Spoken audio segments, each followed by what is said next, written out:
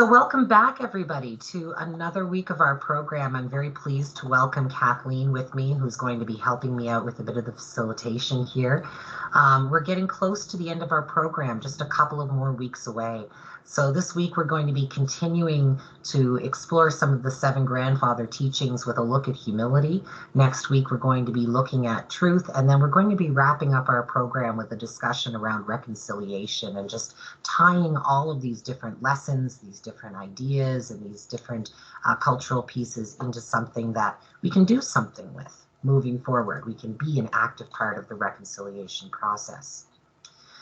So as always, we want to welcome everybody who's taking the time to join us and to continue to be a part of that healing and learning process, because reconciliation, as we've often said throughout this program, is a Canadian social issue, not exclusively one of First Nations or Indigenous people. And so it takes all of our involvement in the conversation to really make reconciliation and healing and healthy relationships happen. So first of all, thank you to all of you for taking the time to join us. Secondly, we want to do a brief territory acknowledgement, just to acknowledge that the land that we're meeting on here in our homes and here on our college campuses is the traditional territory of Indigenous peoples of Canada. We want to recognize that we deeply appreciate their historic connection to this place where we are now living and we are working as guests. As guests on this land, we want to thank all of the generations of people who have come before us, who have taken care of this land for thousands of years. And we also recognize the contributions of the Métis, the Inuit, Mi'kmaq, and other Indigenous people to the richness of our communities, our provinces, and our country as a whole. We aspire to strengthen our ties with these communities, and we want to serve and we want to work in our communities as holistic and supportive members. We want to build a future together through learning and through reconciliation. So as I mentioned, this week we're going to be taking a little bit of time to look at the teaching of humility. And humility is represented by the wolf, a very strong and powerful creature, but who finds its greatest strength when part of a pack. So although the wolf may be a very strong individual, and a lot of times we view them as being a bit of a loner, we also recognize that they are definitely a part of a larger pack, a larger force. And when we are a part of a larger force, again, there's a certain element of humility. We recognize that we have certain gifts and we have certain abilities, but we are also our greatest when connected with others. It's really important for us to respect our place in the world and to carry pride within ourselves, but also not to be arrogant or to be self-important. Something I've learned recently, which I find very interesting, is the fact that humility comes to us in many forms. And humility is also framed to us in many different ways by culture. If we look at a lot of our kind of European and modern North American culture, it's very individualistic. A lot of times we're taught to take pride in our accomplishments and take pride in the things that we've accomplished. But there's also a lot of differences in other cultures that teach the practice of humility. If we look over into a number of Asian and Chinese cultures, there's a value around humility. And when you are dishonest about having done something because you're being humble, it's not viewed as a lie. It's viewed as something else, because being humble is a very strong value. Within the First Nation and Indigenous community, I've come to understand that humility is a very strong principle as well. We recognize that although we recognize our strengths and we recognize our gifts, we may have an element of pride. We're not self-important and we're not arrogant. We have compassion, an element of calmness, meekness, and gentleness that we are meant to carry about us. We want to reflect all of those things outwardly. So what that means is we're aware of our balance with others. And I say others very loosely. I'm talking about life very generally. I'm talking about humans. I'm talking about animals. I'm talking about plants and the world around us. And again, humility reminds us that although we have these special gifts, we are our best selves when we're in tune with the greater world around us, when we're connected, when we're humble and we're mindful of others. So I'd like to introduce our elder Hazel that we've been listening to throughout the last few weeks. And I'm just going to quickly refresh the screen share to ensure the audio is good and active so that we can hear a little bit about humility and the wolf.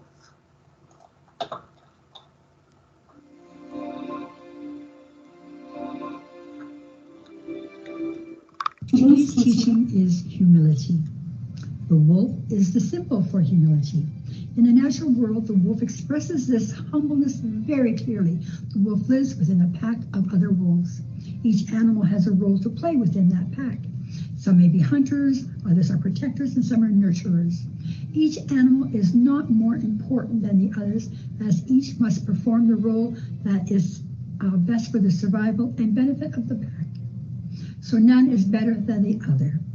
The wolf that has hunted food will take this food back to the den to eat with the pack before he even takes a bite of the food. Humility is recognizing that no one knows everything. We are always learning. Humility is the ability to recognize your mistakes and flaws and learn from them. It is the ability to accept opinions from others and recognizing that in order to understand, you must first listen. Accept that all beings are equal. Think of your family, your fellow human beings, and your community before you think of yourself. It is good to be confident in yourself and to always strive to be the best you can be. Truly successful people strive not only to do their best, but to be great in how they treat others and celebrate their talents. You may have seen an athlete who scores a touchdown, drops the ball, and goes down on one knee to give thanks for his achievement. Another player who scores but then runs around the field pointing to himself and calling attention to their achievement. One of these people is being humble and grateful, while the other is being arrogant and boastful. Humility is about being modest and respectful and putting others before yourself. It's not calling attention to yourself or being rude. It's about gratitude and good sportsmanship. Humility is not just for the ball field. It is something to apply to every part of your life. It is about being courteous and saying please and thank you all the time, not occasionally. It is also about listening and open to learning from others. Humility displays a willingness to learn and become better.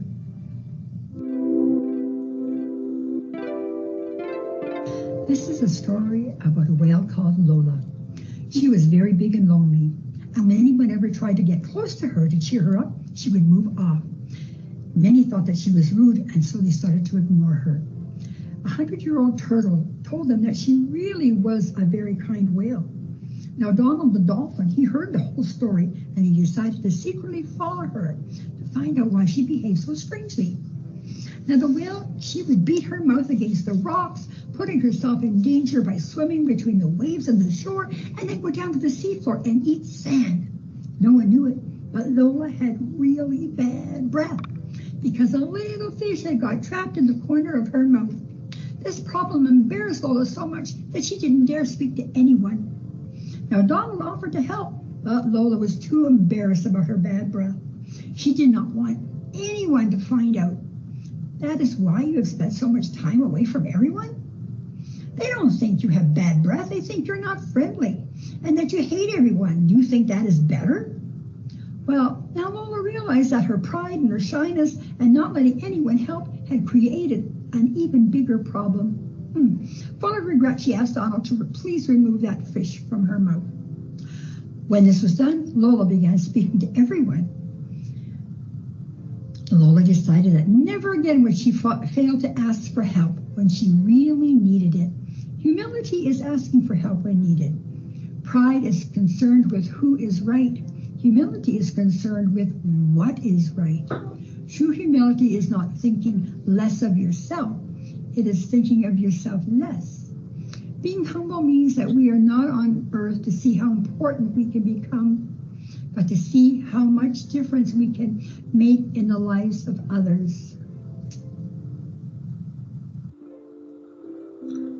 I think this is one of my favorite videos that come to us just because of a couple of those phrases that Hazel shares with us at the very end. Humility is not thinking less of yourself. You are not putting ourselves down, but at the same time, it's actively thinking less of ourselves and thinking more of other people. You know, there's so much value to those last few phrases. And I think there's a lot of value to the story of Lola and also the idea behind the wolf. Again, each one of those wolves has a special gift and a special talent, and they want to strive to be the best they can be. If they're the hunter, they want to be the best hunter they can be to provide for the pack. If they're the nurturer, they want to be the nurturing caregiver. You want to be the best you can be. But it's not just out of selfishness. It's not so that we can boast or do a victory lap around the football field. It's not being concerned with being right. It's concerned with what is right. Wanting to be the best hunter because we want to provide. That's our role. I think there's a lot to learn from the idea of this wolf pack that, again, has so much power and so much talent in each individual member, but so much more when we look at the group and the whole and the individual gifts and how they can work together and collaborate. The story of Lola the whale is also a really great illustration of how a lack of humility can really, really stand in the way. See, when we're not humble, we have too much pride, and that can stand in the way of building relationships, connecting with people, and how people might perceive us.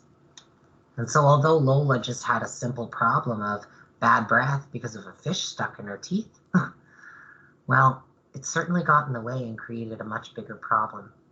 What's worse, having people think that you have a little bit of a bad breath problem, or having everybody think that you're mean and you're hateful and you don't like everybody? Same thing with that football player.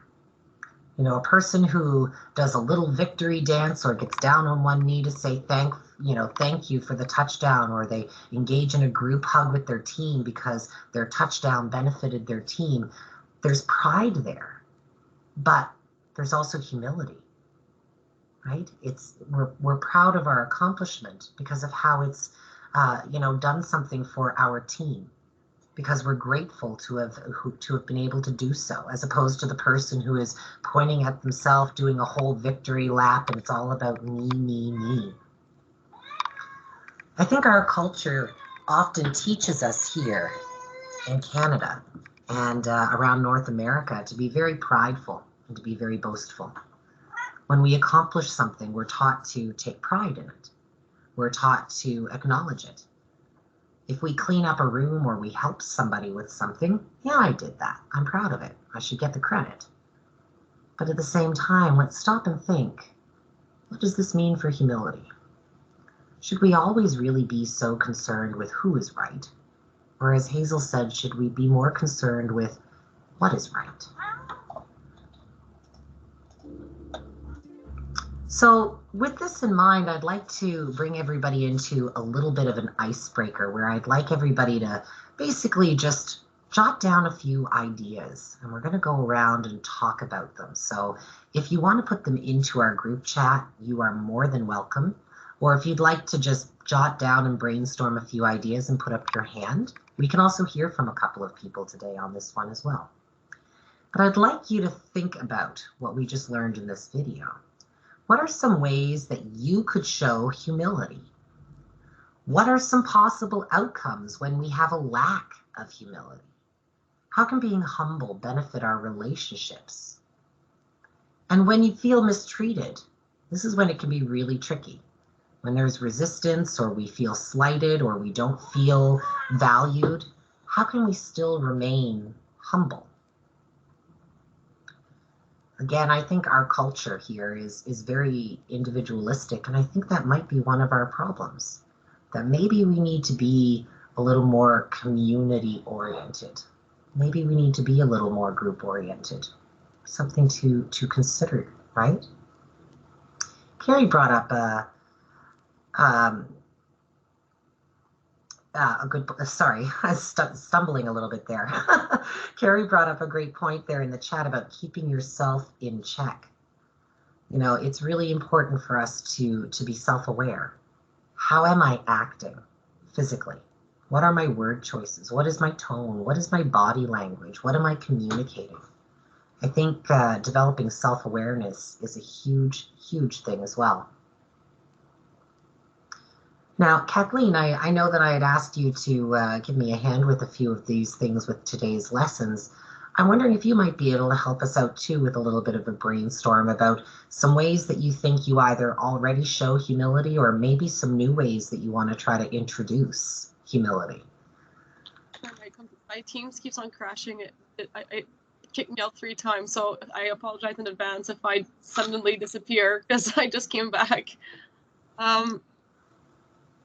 I guess a way that you could show humility, let's say if you're, if you get really good on a good grade on your exam and then you're really proud of it, and you have some of your other peers in class that maybe didn't do as well, but for them they did well. It's good to just not to brag about your grade, but also to let them know like they also did a good job because everyone's at different levels. So I guess being humble is not comparing yourself to others, but to be equally happy for their achievements as well as your own.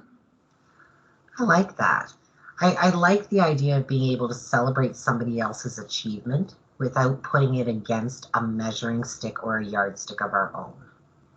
So I know, like, if I were to write a test, for example, and get a 97 or a 98% on that, I might be very proud of it.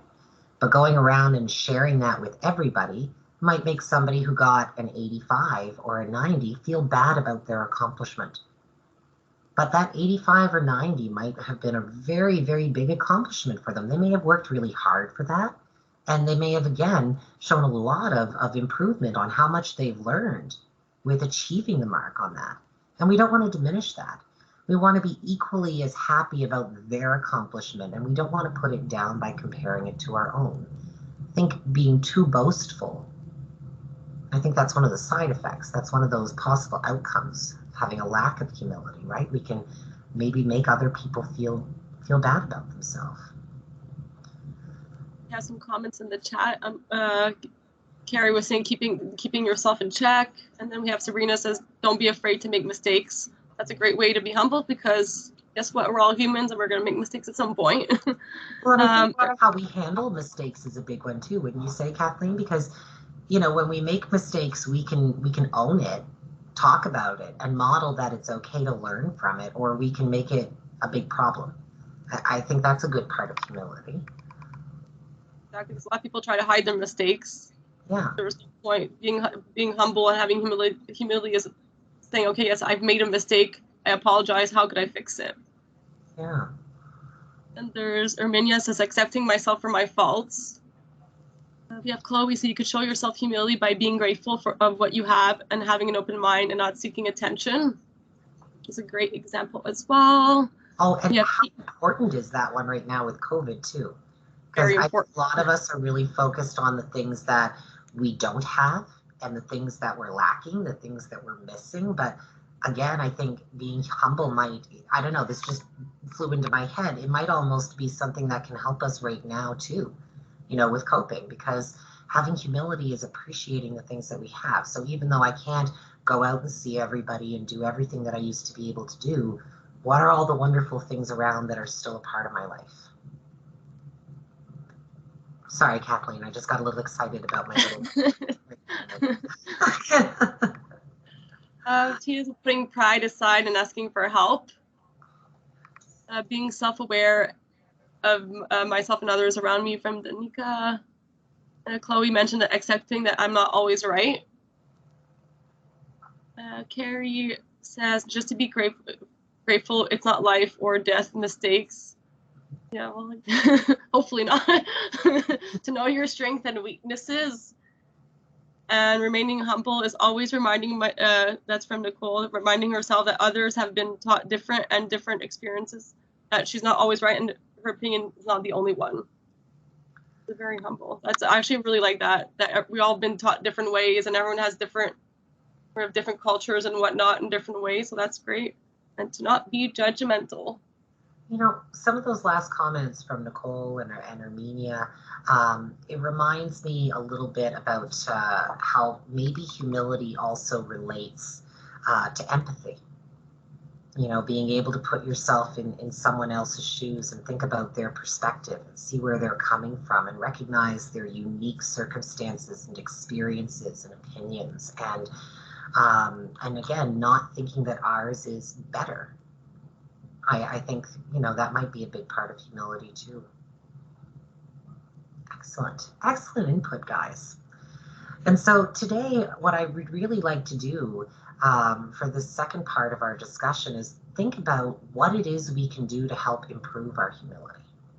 Again, we might spend a lot of time in a culture that is very focused on individual accomplishments.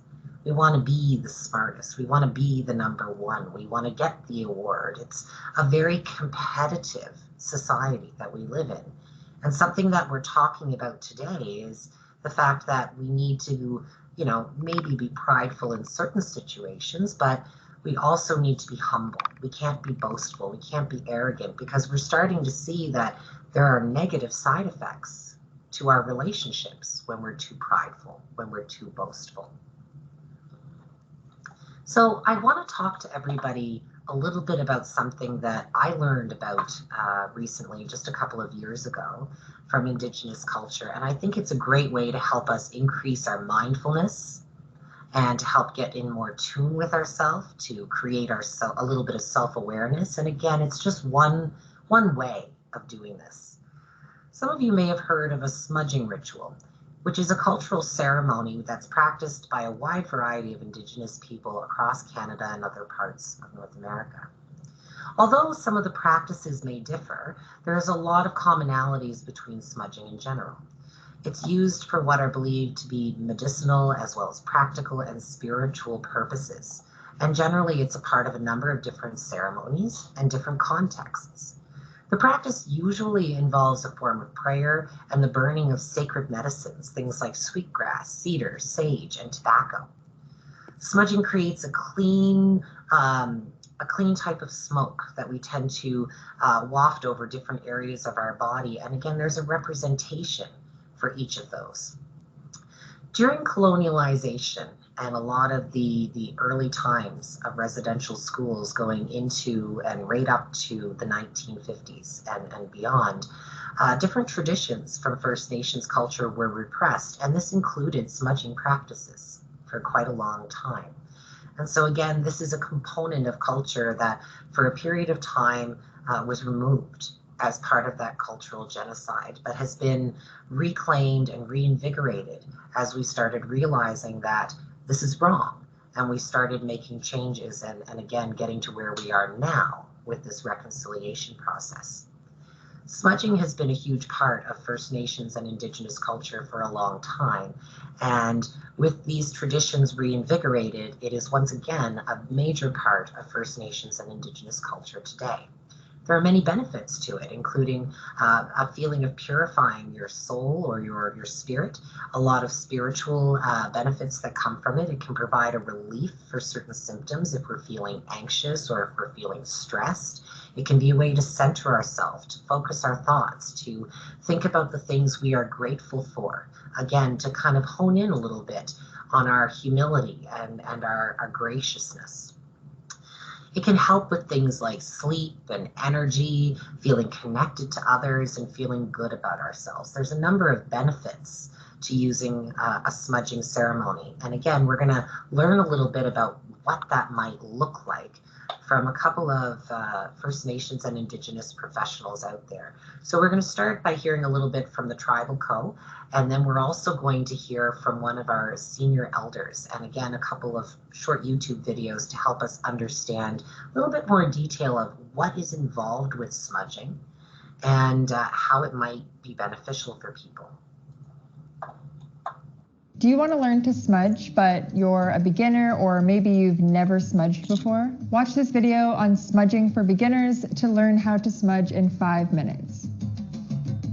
I'm Mallory Anishinabekwa from tribaltradeco.com. Make sure you subscribe and hit the bell for new videos every week on smudging, the Indigenous culture, and Native teachings. If you want to learn how to cleanse your home of any negative energy, how to realign your energy, or just to learn about what smudging is, then keep on watching. We've helped thousands of people learn how to smudge, and now it's your turn. We've created this video specifically on smudging for beginners so that you can learn how to smudge in 5 minutes. So you're probably new to smudging. Let me quickly explain what smudging is. A lot of people smudge without knowing what it is. So let's make sure that you actually know what it is you're doing before we get started. Smudging has been used by First Nations people and Indigenous people around the world for centuries as a means of cleansing their mind, body, and spirit. The same way that smudging can help our mind and bodies feel purified, smudging can also remove any negative energy from a room or from our home. Smudging is simply the act of burning sacred medicines that can help to purify and redirect the energy in your space.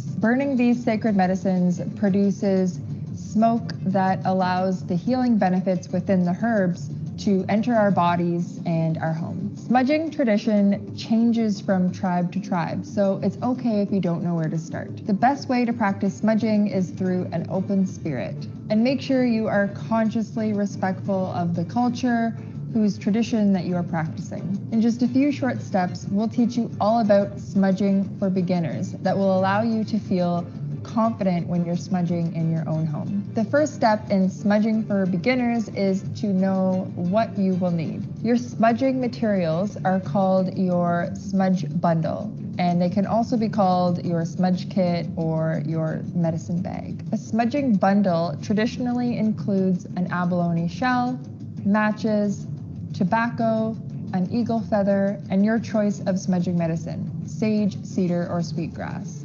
If some of this isn't available to you, then you can just use other items that will work just as well. You might trade your abalone shell for a metal bowl. If you haven't been gifted an eagle feather, then you can use another feather, or you can just use your hand. If you don't have your own smudge kit yet, then check out the description below where we've linked our own smudging kit. Have you ever smudged before? Please let us know in the comments below. Now, the next step in learning how to smudge is to set your intentions. People smudge for many different reasons. It might be part of their daily routine. It might be part of a special ceremony. They might want to purify a brand new space that they just moved into, or they might be part of a smudging ceremony to cleanse their mind, body, and spirit. Whatever your specific reason, be mindful and intentional with your reason for smudging. The next step in smudging for beginners is to light your sacred medicine. Light the medicine by setting a match to your bundle. Place the bundle in a bowl, which will ensure the heat and flame are safely contained. Don't blow, but instead use the feather to spread the flame around the medicine in order to create smoke. But it's important that your medicine burns naturally. Our next step in learning how to smudge is how to fan your smoke. The first thing you want to do is smudge your feather to purify it. First thing is to smudge your head for good thoughts. This allows your head to be purified and cleansed so that you're thinking only good thoughts. Your eyes next for good, clear vision so that you see only the good in everything. Next, you smudge your mouth so that you speak only words of kindness. Then you smudge your heart next. Then you can smudge the rest of your body for overall health and wisdom.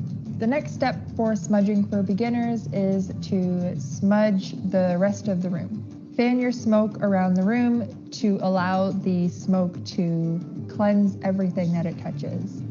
The next step for smudging for beginners is what to say, or your smudge prayer while you're smudging. Positive thoughts, prayer, and giving thanks can be really powerful parts of connecting with the medicines and with the energy to transform the energy in your space from negative to positive, and also for releasing positivity into your newly cleansed space. You could say affirmations, prayers, or give thanks to yourself or out loud, whatever works best for you. I generally say Chimigwech to the Creator for these sacred medicines and for giving us this beautiful life that I'm so grateful for. And thank you for these sacred medicines that help to heal us and protect us and teach us to live a good life. One of the most important parts of learning how to smudge is our next step and our final step, which is going to be allowing the sacred medicines to burn out on their own. You want to let your medicines burn out without any interference. The smoke from your smudge is a direct communication line to the creator.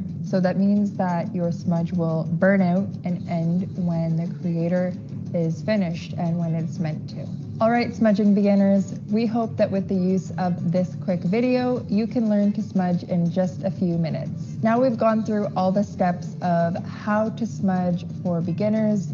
You should feel absolutely confident knowing what smudging is and how to do your smudge at home or somewhere else. If you want to learn more about the various sacred medicines and the smudging process, download our free smudging guide at the link in the description below. Thanks. So Tribal Trade Co. is actually a very interesting YouTube channel. They have a number of great videos explaining different ceremonies and different practices. And I found a few fantastic videos in my own searching around, and it'll talk to you about the different medicines and why they're used and what might help you choose one medicine over another and different things like this. So while this has been a fantastic introduction, I just want to be very clear that there is more to learn about smudging. And this is just one great resource out there that you can do some more exploration on if you like.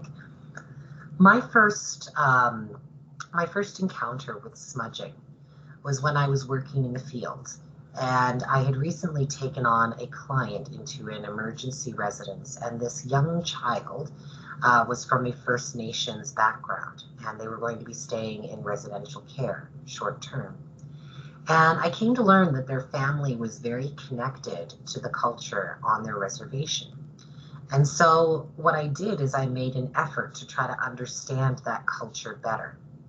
I think that what allowed me to do this was having a little bit of humility, recognizing that my culture and my way of doing things is not the only or the best way, that there can sometimes be other perspectives and other practices.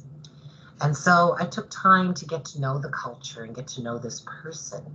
And we found different things that were very culturally based that helped this person heal and go through their recovery and go through their support program.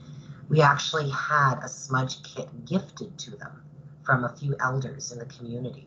We took them to a ceremonial sweat.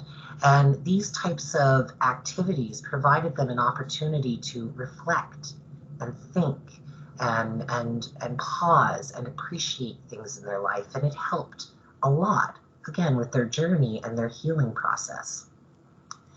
I think smudging can be done for a number of different reasons. That's what I take away from this. But the most important thing about it, if we've kind of heard this correctly, is to make sure we set our intentions. Why are we smudging and what are we hoping to take away from this? I think that in the framework of humility, smudging can be a beautiful opportunity to give thanks, to be appreciative, but also not to be boastful and not to be arrogant, to be mindful and self-aware.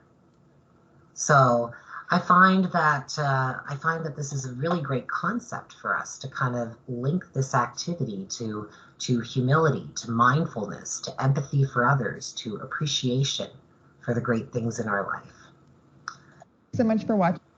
So I have another short little video here just to show you, and this one here is actually from Cape Breton University, and we're going to hear from Stephen Augustine, who is actually the dean of one of their programs there, and he's going to also talk to us and show us a little bit about traditional smudging in ceremonies.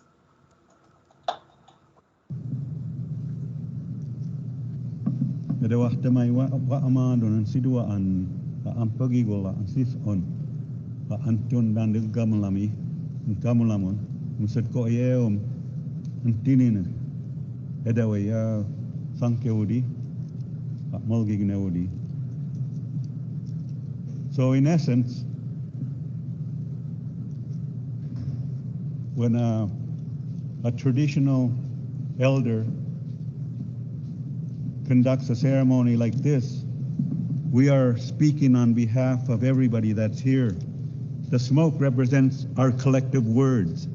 And when I was beginning, I said, thank you, giver of life, for all the life that was brought here before we arrived in this world. I thank Grandfather Sun for giving us our shadows, because our shadows are the representations of our ancestors who have gone before us, and they follow us everywhere we go. They protect us, they guide us. So we thank Grandfather Sun in our hearts and our shadows. And then I look down to Mother Earth and thank Mother Earth for providing us with all the necessities of life, from the plants, the birds, the fish, and the animals, that we obtain our food and our medicine, our clothing, our shelter, our tools of survival, and how we travel about on the snow, on the ice, on the water, and on the earth. We are grateful for being able to negotiate our survival on Mother Earth. So we are grateful for Mother Earth. I ask the spirits from those entities, the giver of life, Grandfather Sun, and Mother Earth, to come here to help us, to guide us in what we are doing and in our studies, especially the students who are new to this institution, to help them, to guide them, and to be there for them, and for all of us to collaboratively work together to help provide that needed education for all of our future generations. Then I asked the direction of the East, the leaders. We are grateful that the leaders are giving us an example of a way of life that we need to follow in order to live a good and happy life in a strong, healthy, safe environment. We are grateful to the South for our grandmothers who bring the oral traditions, the knowledge that we receive from our ancestors. We are grateful that the grandmothers are there. They are the knowledge keepers. They are the wisdom keepers. They are like the university before the universities and libraries and schools arrived.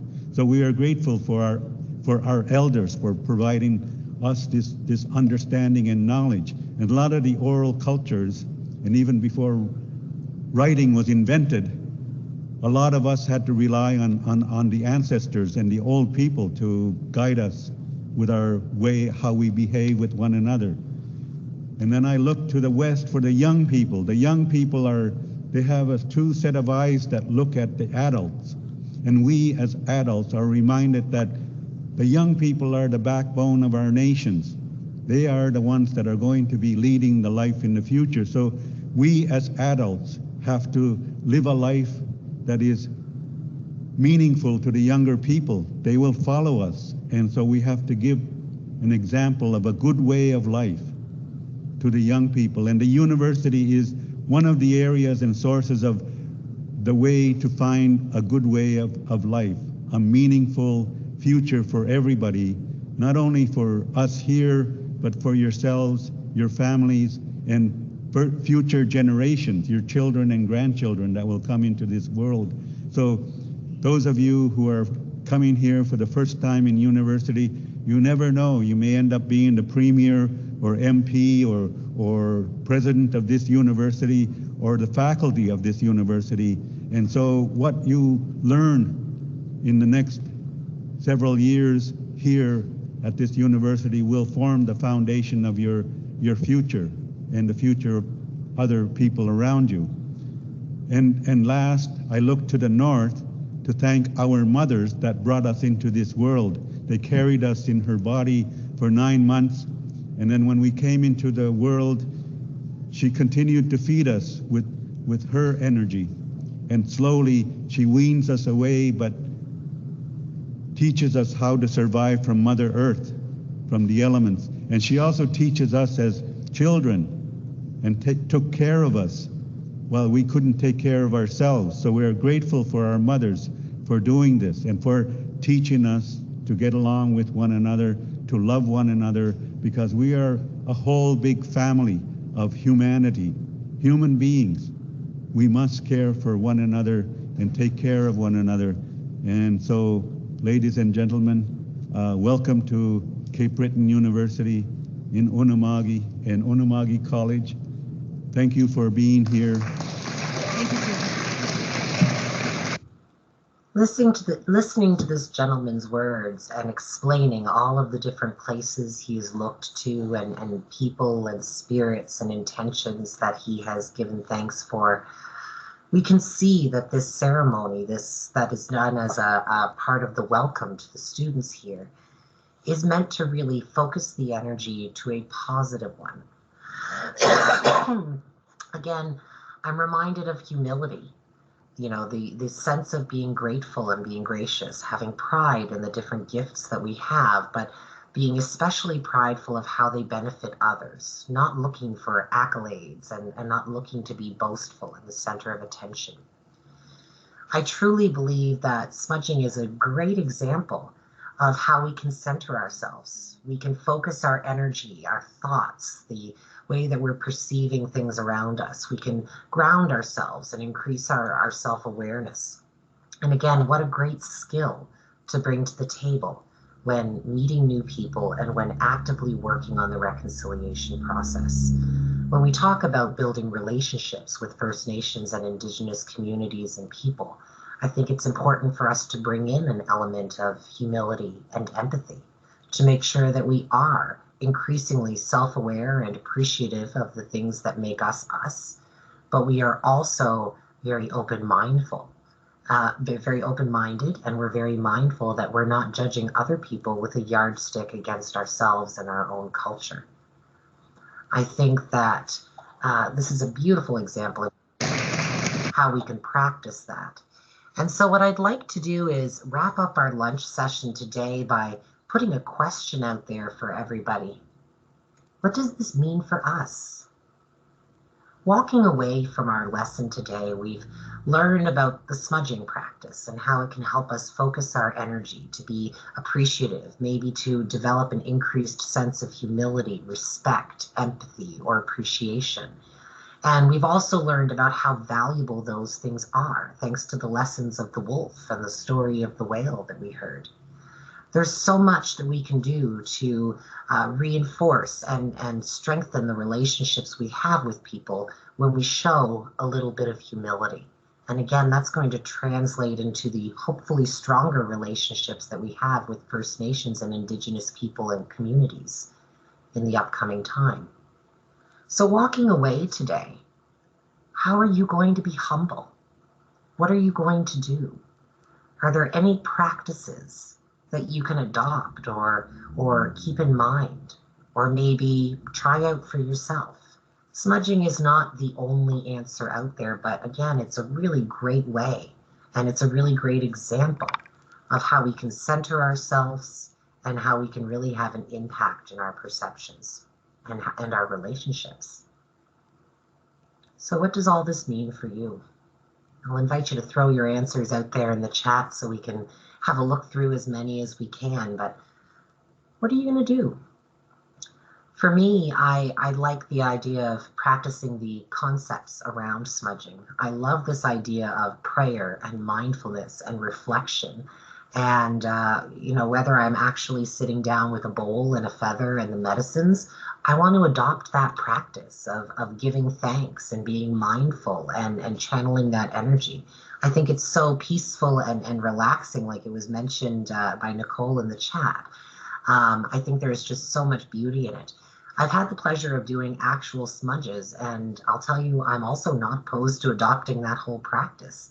I have found them to be very, very invigorating. Again, that feeling of just being cleansed and purified and relaxed at the end of it, it's a very, very positive experience, or at least it has been for me. And so I think that's something I'm also thinking I might try to adopt from time to time. Definitely the daily, regular practice of being reflective and appreciative and mindful and humble. But also maybe even a bit of this custom, because I think having an activity to do to reinforce it, I think that's good. I think that's healthy. That's my thoughts walking away. I'm hoping that by doing that, it'll translate into stronger relationships, more empathetic and meaningful connections, more humility, less judgment. Throw it out there to you, Kathleen, and then we'll start looking through any replies we get in the chat. What do you think? What are you doing walking away from this? Oh, well, definitely to be more mindful, practice more mindfulness, to be more aware if I'm being humble or not, and also I guess to be even more self-awareness and mindfulness, just to take from more of we've previously seen in the other lessons. So it kind of comes to wrap up things nicely. It takes a little bit to be like, you have to be humble, you have to be self-aware, you have to be mindful, and it kind of wraps up all the other lessons we've learned. So it's kind of nice. I think that's an excellent point. You know, these 7 grandfather teachings, they may be 7 different ideas with 7 different stories, but there certainly is a lot of overlap, isn't it? You know, humility has aspects of respect. It has aspects of honesty. It has aspects of love and compassion for ourselves and for others. We can definitely tie a lot of these together. Amanda was saying they did something similar to smudging in one of her health improvement classes.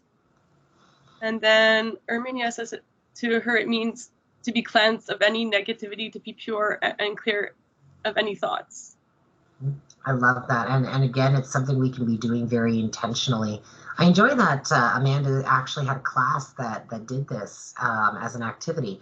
I think that's something that we can try to encourage as well. You know, we're students in a classroom. We may be part of workforces or community groups or volunteer agencies. You know, smudging is one example of an activity that we could maybe try to encourage to happen. We can explore or we can demonstrate it to teach other people about it. Definitely a nice holistic approach. I like that. All right. So we've had some great conversation today around humility and around smudging. That's we're just going to bring to a close here. It's as it gets close to 1 o'clock. So as I mentioned at the beginning, we're almost to the end of our sessions together. We only have a couple of more weeks, and it's kind of nice, as Kathleen mentioned, that everything is starting to tie in together.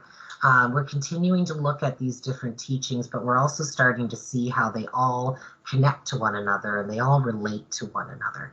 So next week, we're going to continue with our discussions. And as I mentioned, we're working towards our last week, which will be on February 2nd, just 2 weeks from this week. I just want to remind everybody that if for some reason you can't make one of our lunch sessions, please just make sure that you check out the video. And at the very end of the session on the 2nd, make sure to let me know that you did do that, because I'll be looking at the attendance summaries here from the meetings, and I'll be going to look at the downloads only if I'm prompted from your message. And if you've been at all these meetings and you've taken in a couple of the videos from the couple that you missed, I want to make sure that you get your certificate for your portfolio so that you can put that in there and get the credit for the time that you've taken. Again, not because we want to be prideful and boastful about our accomplishment, but because we want to recognize the value that it has for our community and being a part of this reconciliation conversation. So, to conclude today, I just want to thank everybody again for taking the time. I'm going to be looking forward to seeing all of you next week, and I will make sure that that PowerPoint is uploaded into our files in just a couple of minutes in case anybody would like to go through and have a look or a rewatch of the videos. Have a wonderful day, everybody, and best wishes for the rest of the week.